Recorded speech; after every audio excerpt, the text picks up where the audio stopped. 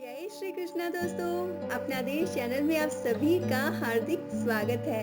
दोस्तों, महाशिवरात्रि या सावन का महीना जब आने वाला होता है तो शिवालयों में अपार भीड़ जमने लगती है, क्योंकि दोस्तों सभी जानते हैं कि भगवान भोलेनाथ बहुत ही जल्द प्रसन्न हो जाते हैं। लेकिन दोस्तों, शिव पूजा की गलतियां बहुत महंगी पड़ती हैं। इसीलिए दोस्तों हमने आपके साथ शेयर की थी शिव पूजा से जुड़ी अहम जानकारी, किन किन चीजों को हमें शिवलिंग पर नहीं चढ़ाना चाहिए। साथ ही दोस्तों इस वीडियो में हम जानेंगे कि ऐसे कौन से पौधे हैं जिन्हें अगर हम अपने घर ले आते तो भगवान भोलेनाथ और माँ पार्वती की कृपा हमारे पूरे परिवार पर बनी रहती है। दोस्तों, हमारे पौराणिक ग्रंथों में शिव पुराण में कुछ ऐसे ही पौधों का वर्णन आता है।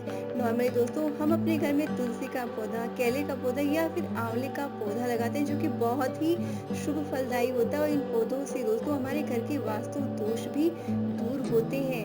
लेकिन दोस्तों इस वीडियो में हम उन पौधों के बारे में जानेंगे जिन्हें अगर हम घर में लगाते हैं तो भगवान भोलेनाथ की असीम कृपा जो है वो हमें प्राप्त होती है। साथ ही दोस्तों अगर आपके घर में ये पौधे हो तो आपने नियमित रूप से पूजा करनी चाहिए और साथ ही स्वच्छता का पूरा पूरा ख्याल रखना चाहिए।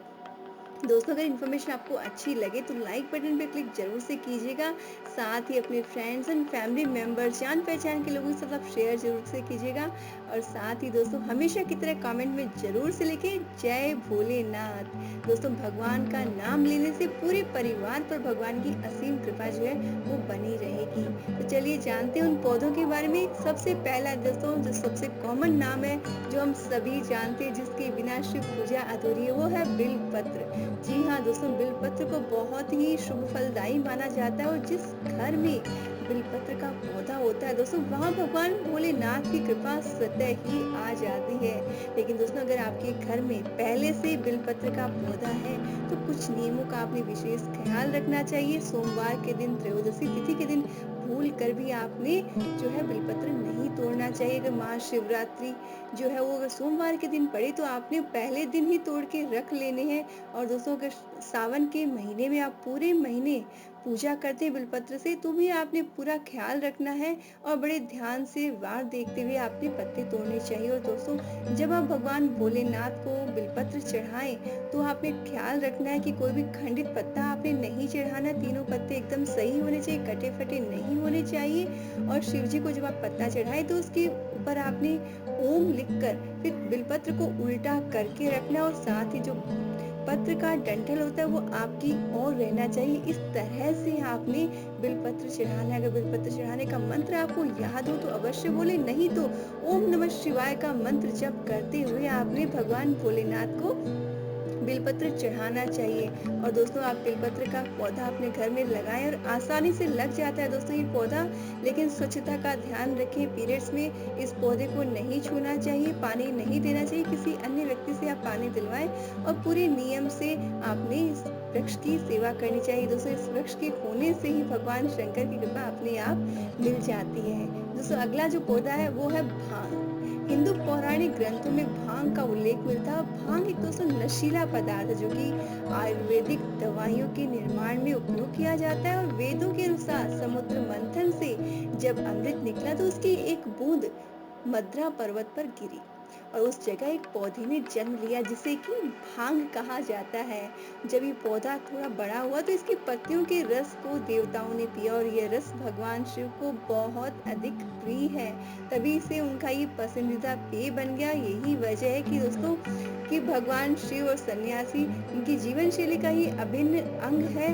और दोस्तों भगवान शिव की पूजा में इसे अर्पित करना बहुत ही शुभ माना जाता है। और एक पौराणिक कथा के अनुसार दोस्तों भांग देवी गंगा की बहन और भांग के पौधे को माँ पार्वती का स्वरूप भी माना गया है। और ऐसी अन्य दंत कथाएं हमारे शास्त्रों में मिलती है। दोस्तों गांजा, धतूरा, भांग जैसी नशीली जो चीजें के साथ शरीर को गर्मी मिलती है। इसीलिए दोस्तों जो ठंडे इलाकों में रहते हैं या हिमालय पर्वत पर रहते हैं उन सन्यासियों के लिए जीवन गुजारने में ये मददगार साबित होता है। दोस्तों इसकी आयुर्वेदिक गुण भी है और इसीलिए इसे शिव से जोड़ा गया है। दोस्तों भगवान शिव की पूजा में आपने भांग जो है वो अवश्य ही चढ़ानी चाहिए। अगर इसका पौधा है तो आपने ख्याल रखना है दोस्तों ये नशीला होता है, इसलिए इसे इस तरह से लगाएं कि बच्चों की पहुंच से दूर रहे। इस चीज का आपने ख्याल रखना। और घर में अगर छोटे बच्चे हैं तो आपने इसे अवॉइड करना चाहिए। लेकिन दोस्तों घर में ही लगाया हुआ भांग का पौधा बहुत ही शुभ माना गया है।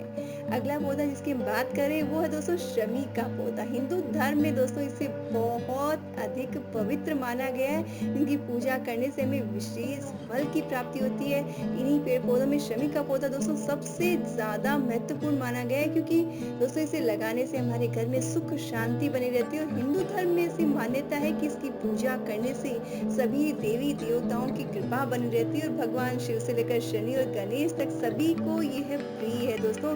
और महाशिवरात्रि और सावन के महीने में भगवान शिव के श्रृंगार में इसकी पत्तियों का उपयोग किया जाता है।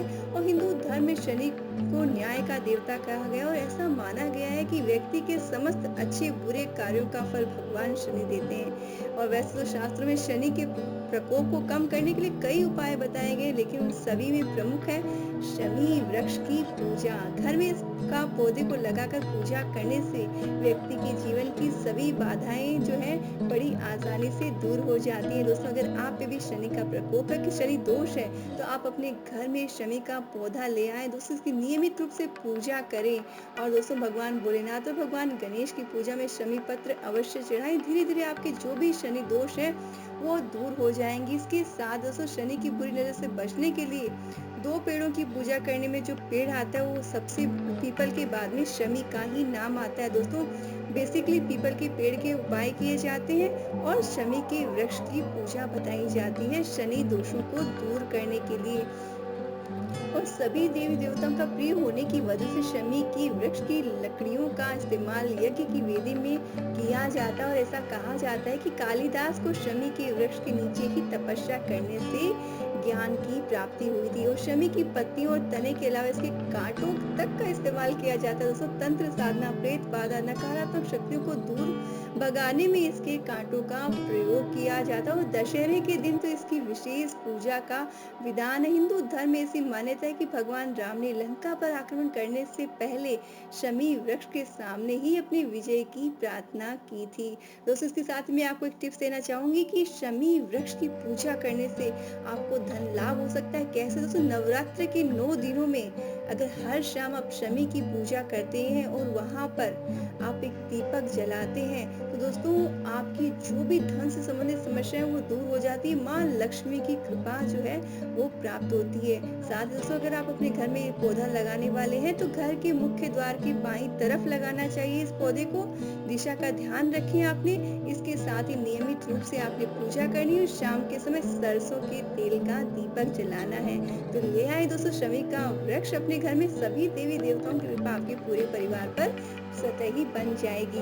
दोस्तों अगला पौधा जिसकी हम बात कर रहे हैं वो है आक का पौधा, जिसे कि आंकड़ा कहा जाता है, मदार कहा जाता है और अकोवा भी कहा जाता है। दोस्तों सावन के महीने में और महाशिवरात्रि दोनों ही समय में आंकड़े के पुष्प अर्पित किए जाते हैं कि भगवान शिव शंकर को बहुत ही प्रिय होते हैं। दोस्तों इसमें दो तरह के फूल आते हैं, एक पौधे में सफेद फूल आते हैं, एक में नीले फूल आते हैं। बेसिकली दोस्तों सफेद फूलों को ज्यादा शुभ माना जाता है, लेकिन अगर अवेलेबल नहीं हो तो नीले या पर्पल जो फूल है वो भी आप अर्पित कर सकते हैं। और दोस्तों इसमें इसका जो वर्णन शास्त्रों में आता है उसकी विधान बहुत अधिक है। नॉर्मली तो दोस्तों घर में जिन पौधों से दूध निकलता है उनको वर्जित माना गया, लेकिन आंकड़े का पौधा अगर हम घर के सामने लगाते हैं, घर के आसपास लगाते हैं दोस्तों, इससे कई तरह की बाधाएं, नकारात्मक शक्तियों का प्रभाव जो है हमारे घर से दूर हो जाता है।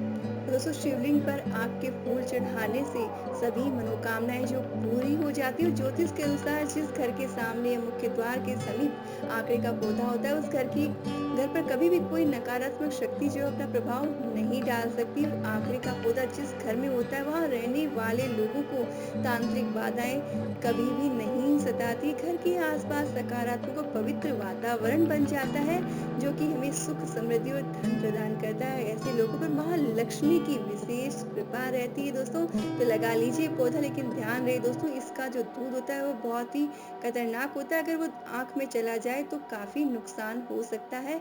तो अगर आपके घर में है तो आपने बच्चों का विशेष ख्याल रखना है।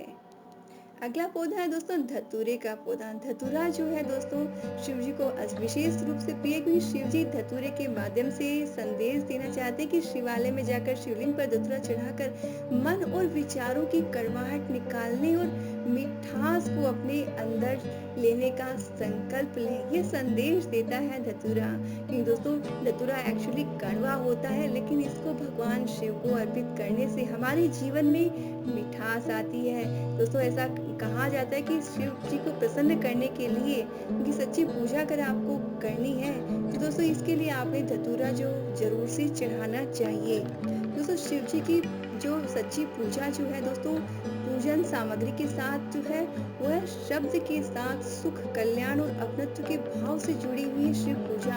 इसलिए पूरी मन से आपने पूजा करनी है। और शिव जी को धतूरा पसंद होने के पीछे यही रीजन है कि हम अपने मन की कड़वाहट को दूर कर उसमें प्रेम जो है वो भरें। और साथ दोस्तों जो लोग भगवान शिव को धतूरा अर्पित करते हैं और शिव जी उन्हें धन धान्य प्रदान करते हैं। और शिव पूजा में धतूरे जैसा जहरीला फल चढ़ाने के पीछे भाव यही कि व्यक्तिगत पारिवारिक और सामाजिक जीवन में कटु व्यवहार और वाणी से बचें, स्वार्थ की भावना रखकर दूसरों के हित का ध्यान रखें, तभी अपने साथ दूसरों का जीवन भी सुखी हो सकता है।